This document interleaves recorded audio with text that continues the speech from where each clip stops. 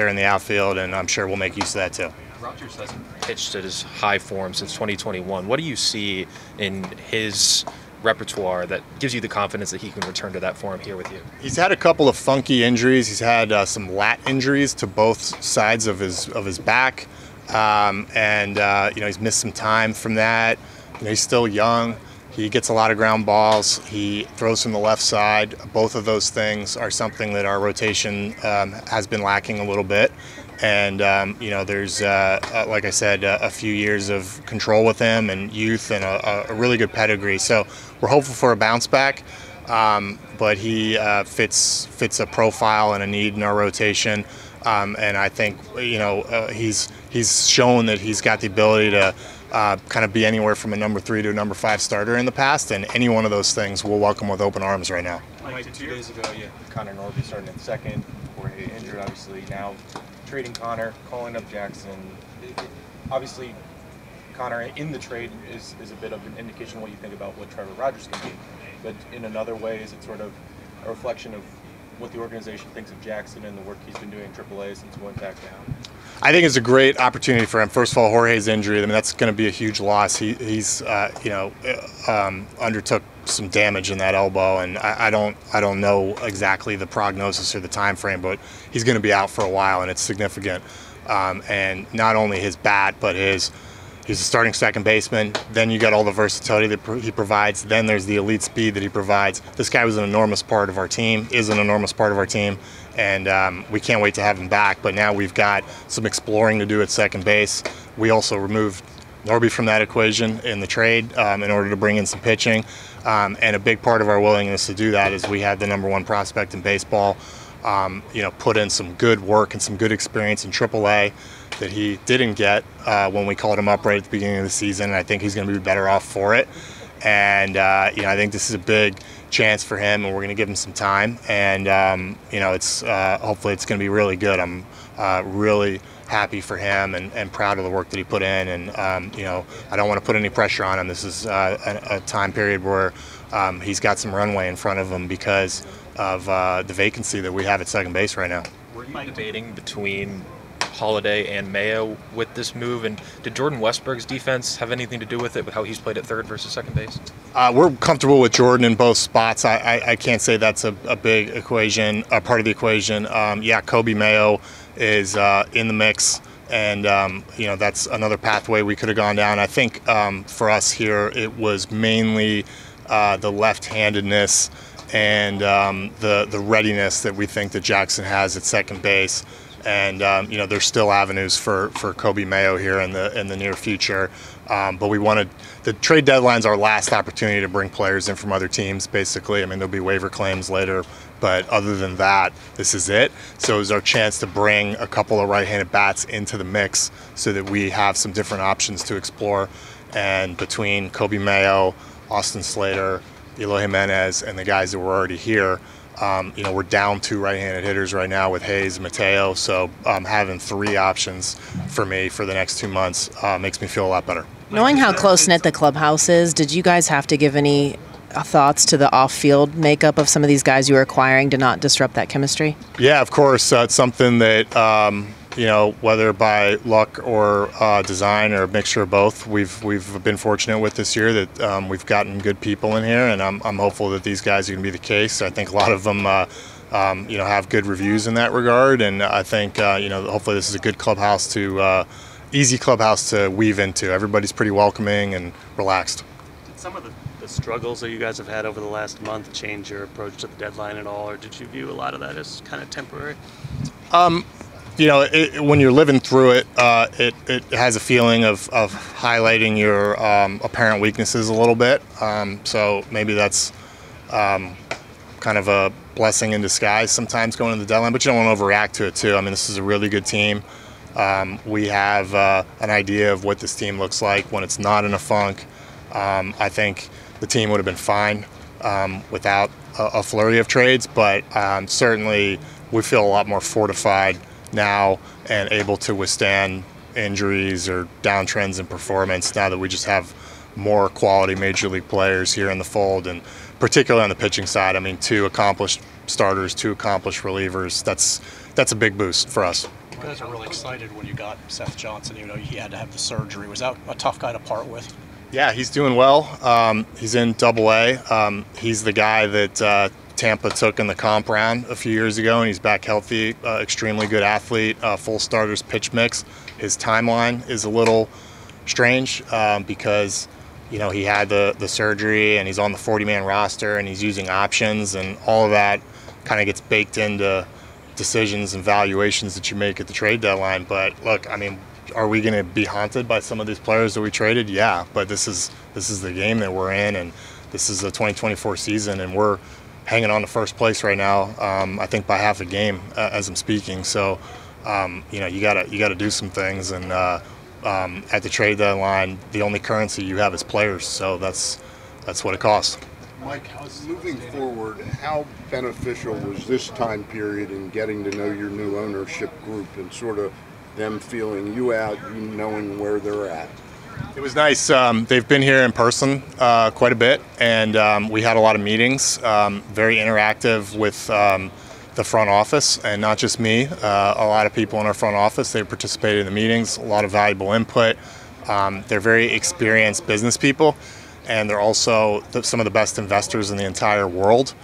So there's a lot of cool input and insights that you get from that, and they also know baseball too. So it's been fun working with them. After your experience with the ownership group at this deadline, are you more confident in your ability to boost payroll, to give players extensions now after experiencing what this deadline was like with the ownership group? I think the ownership group is going to maximize the potential of this franchise.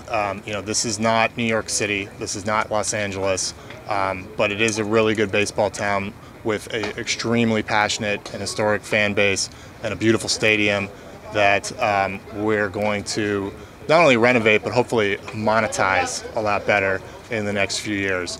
And you know, these guys are great businessmen, they're great investors, and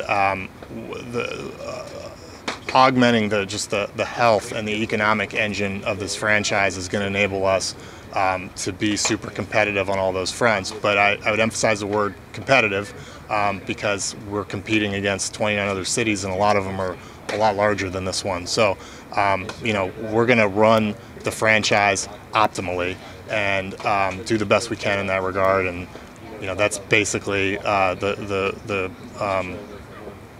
most direct way I can say about what we're going to be able to do here the next few years. And I think it's going to be great. But you know, the rest of it's all case by case. Mike, is Danny Kimbrell still on track to return this season? How's his rehab? Yeah, we hope so. We're still hoping for September.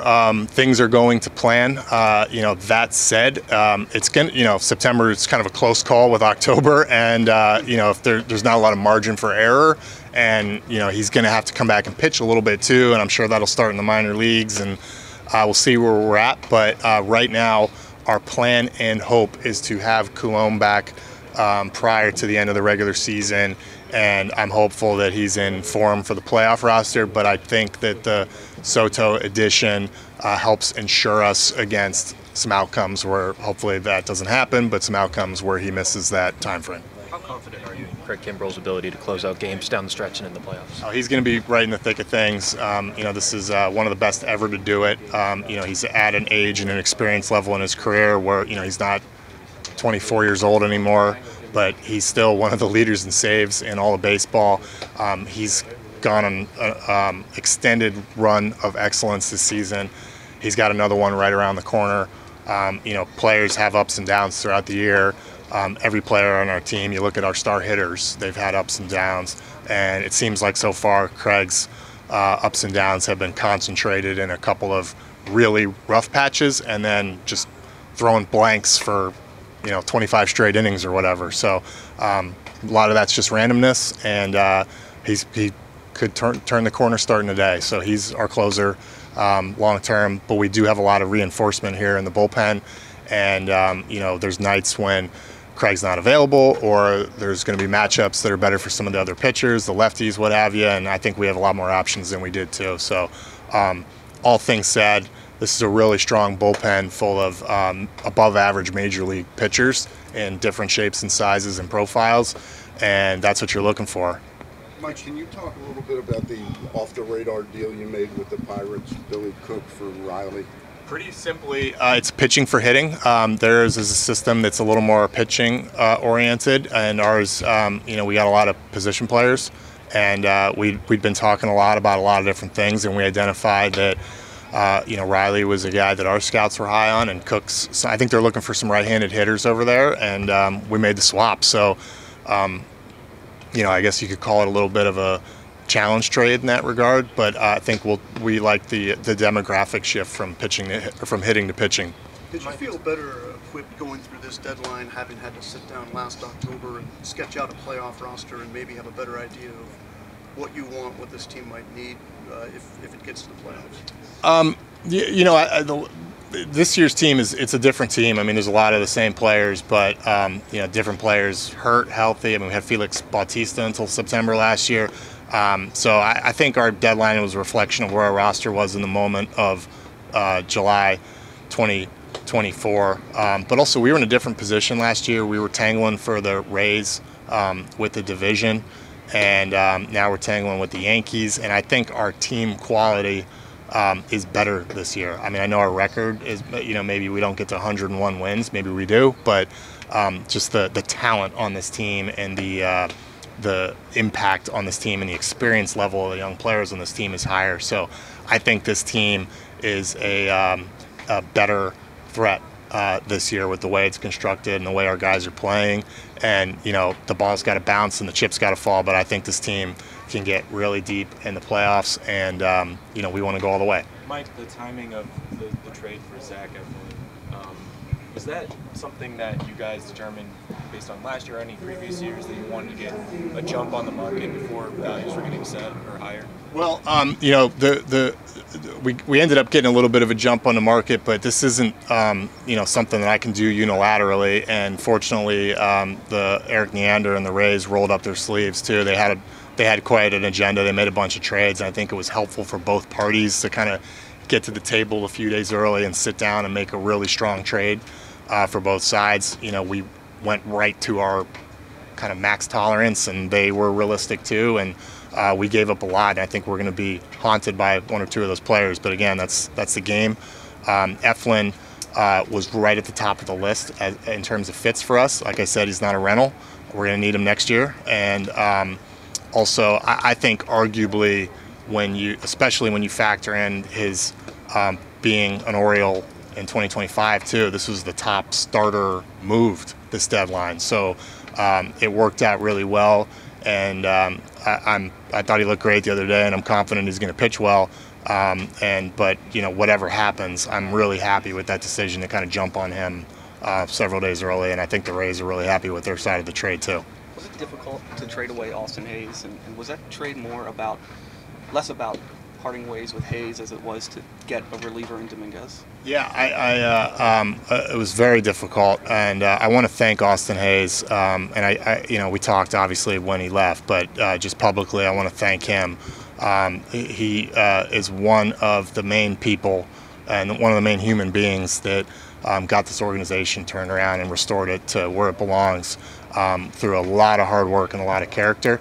And I'm thrilled that he's in such a fun, excellent environment that he's up there now with Philly. I hope we play him in the World Series, frankly.